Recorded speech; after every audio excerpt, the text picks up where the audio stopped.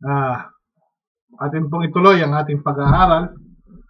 Pagpauminhin niyo po dahil po nag-hang ang aking computer at naputol yung unang video. Kaya ito po yung pagtuloy sa video na ito, sa topic na ito.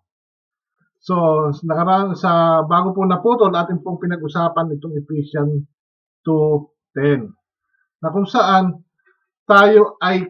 nung tayo iniligtas na, tayo nilalang na, tayo pinanganak na, ay may inihanda ang Diyos upang ating lakaran para sa mabubuting gawa.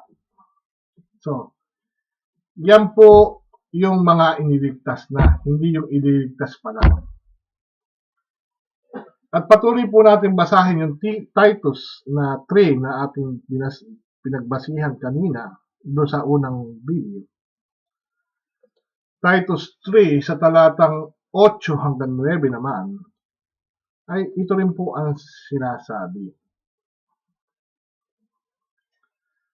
Tapat ang pasabi at tungkol sa mga bagay na ito ay ninanasa kong patotohanan mong may pagkakatiwala upang ang mga nagsisampalataya sa Diyos ay maging maingat na papanatilihin ang mabubuting gawa.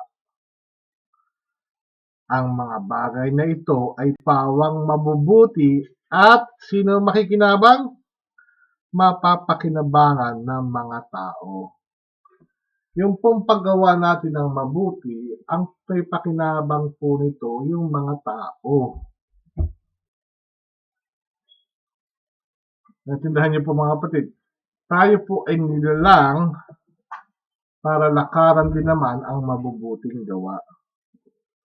So, kung yung kapatid mo ay naghihirap at nagugutom, ay humihingi, kailangan ng pagkain, sasabihin mo na manalig ka sa Diyos at ikaw ay bibigyan ng pagkain.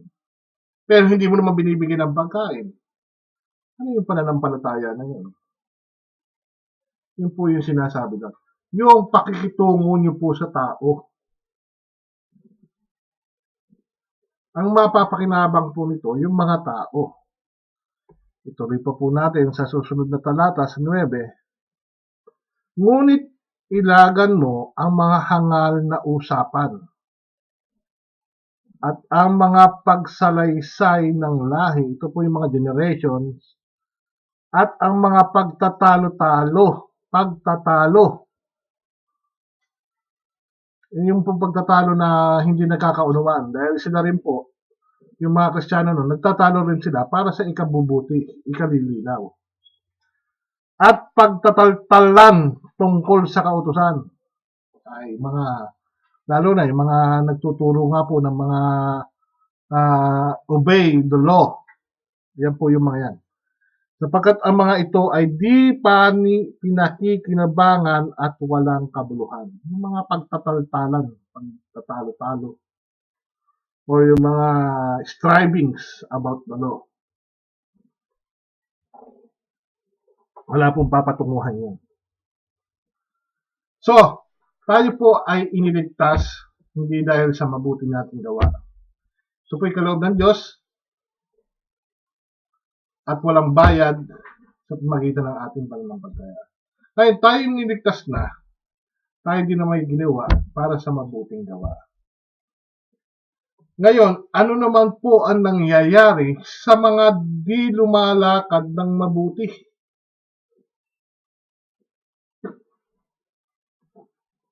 So, ano yung mga Kristiyanong nagkasala? Ano nangyayari sa kanila?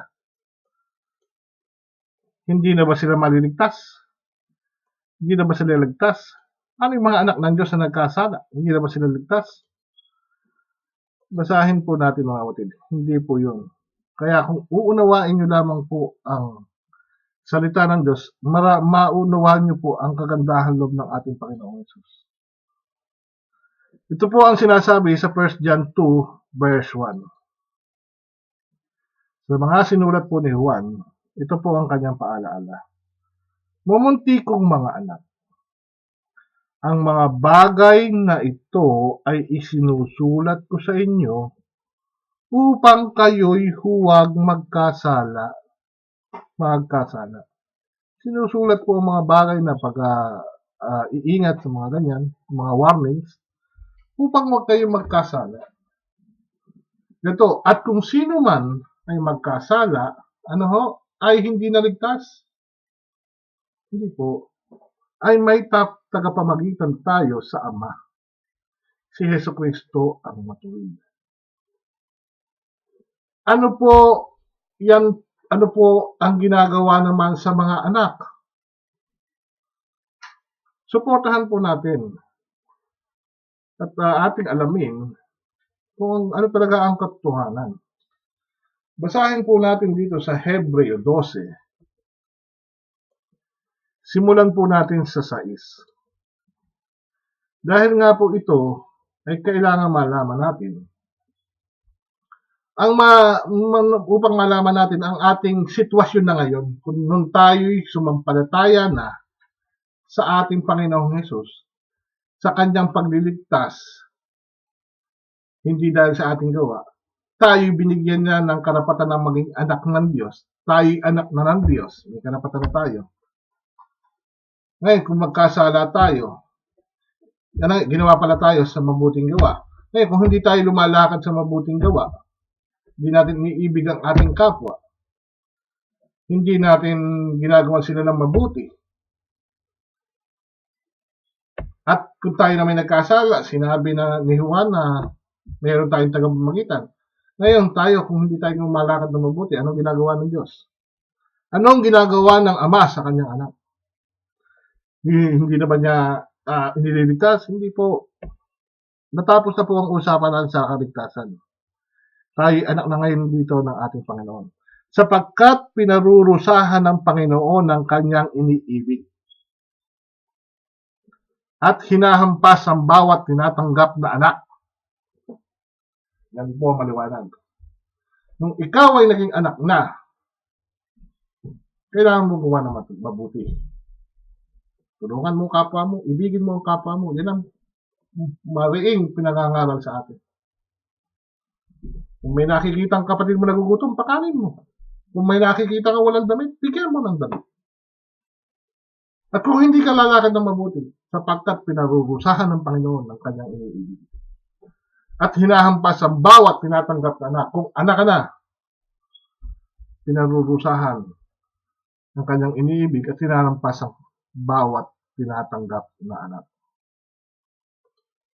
Tuloy po natin na dahil sa ito'y parusa,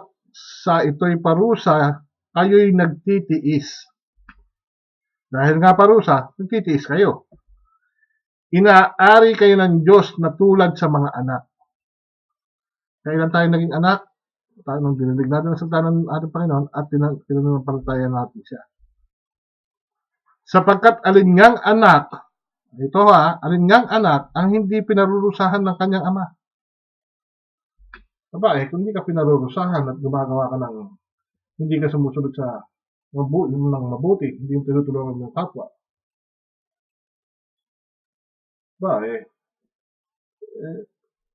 Pagkat alingang anak ang hindi pinarurusahan ng kanyang ama. Tuloy sa 8. Datapwat kung kayo'y hindi pinarurusahan, napawang nararanasan ng lahat, kung gayo'y mga anak sa ligaw kayo. Kumbaga, in English, but if ye be without chastisement, whereof all are partakers, then are ye bastard, and not sons. Hindi kayo mga anak. Hindi tunay na anak. Hindi po sinabing hindi kayo gumagawa ng buti. Kung hindi kayo pinarurusahan, hindi kayo tunay na anak. Yan, mga kapatid, ang liwanag. Tuloy natin sa 9 para po lalo natin maintindihan ng sitwasyon ng isang anak sa kanyang ama. Bukod dito, tayo nagkakaroon ng mga amana na ating laman. May mga tatay din naman tayo, di ba? upang tayo'y parusahan. Tulad ng Ama, pinaparusahan po tayo, pinapalo po tayo ng ating tatay o ating magulang. At sila'y ating iginagalang. Hindi ba lalong tayo'y pasasakop sa Ama ng mga espiritu? Hindi ba tayo papasakop? At tayo'y mga mabubuhay? Sapagkat katotohanan tayo'y pinarusahan nilang ilang araw ayon sa kanilang minagaling.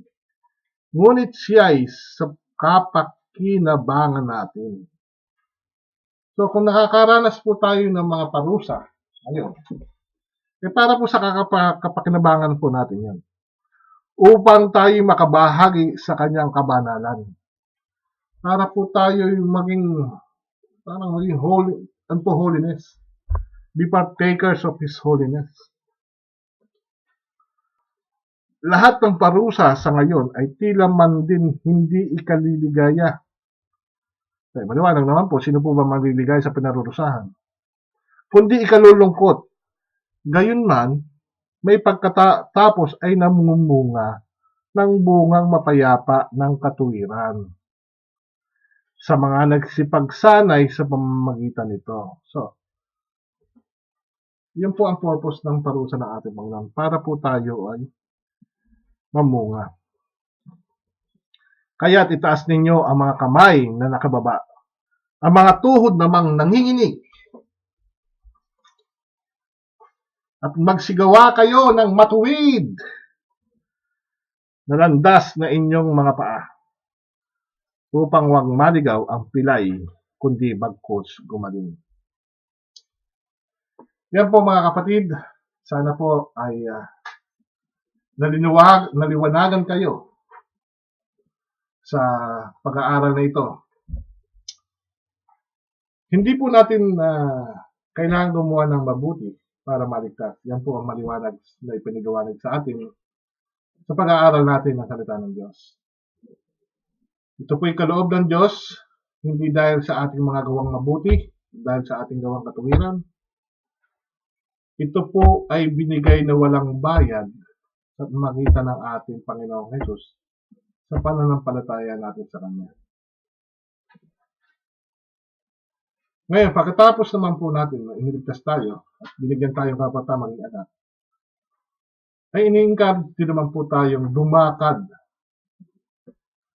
sa Kanyang inihanda upang ating kanyang inihanda upang nakarap natin sa mabuting gawa, sa pag-ibig natin sa ating kapwa. At kung sa paglakad natin tayo'y natisod o tayo ay nanghina at tayo'y nagkasala, po tayong mawawala ng pag-asa na tulad na sinasabi ng iba na pag nagkasala ka na ay hindi ka naligtas. Hindi po ganun ang ating Panginoon. Lumipat na po tayo sa paghatol. Kung magkasala po tayo sa pangako ni Juan, meron tayong tagapamagitan.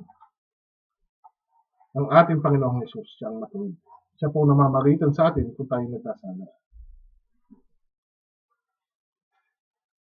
At kung tayo nakakaranas ng parusa ng Diyos, ito po ay para sa ating kabubuti dahil tayo po mga anak upang sa ating nabubunga sa kabanalan. At kung sa mga hindi pa po sumasampalataya at paniniwala sa ating Panginoon Hesus, or kung ang inyong paniwala ay kailangan mong maligtas, kailangan mong gumawa para maligtas, mag-isip-isip po kayo. Dahil po niwawalang halaga ninyo ang pagkamatay ng ating Panginoong Hesus kung idadagdag nyo ang inyong katuwiran. Kahit gaano pa po kayo kasama, kahit kayo pa po ang pinakamasama, dahil sa katuwiran ng ating Panginoong Hesus, sa pagsunod niya, tayo'y magiging mabuti, matuwid sa paningin ng ating Diyos Ama. At tayo'y lumipat na sa paghatol. Sana po natuto kayo sa pag-aaral na ito at sa paksa na ito. At kung na-bless po kayo at sana po ay i-share ninyo ito. At doon sa mga bagong nakarinig at sa mga gusto maranasan ng pagliligtas ng ating Panginoon Jesus, manampalataya po tayo sa kanyang pagliligtas. Siya lamang po ang napagliligtas. Talk to Him. Makipag-usap po kayo sa pamamagitan ng panalangin. Tanggapin niyo po ang kanyang ino-offer na pagliligtas. Paniwalaan niyo po siya. Sampalatayanan niyo po na siya lamang ang makapagliligtas sa inyo. Share po natin ito at please subscribe at click the notification bell para po ma-notify kayo sa future videos. Maraming po salamat at pagpalain po kayo ng ating Panginoon.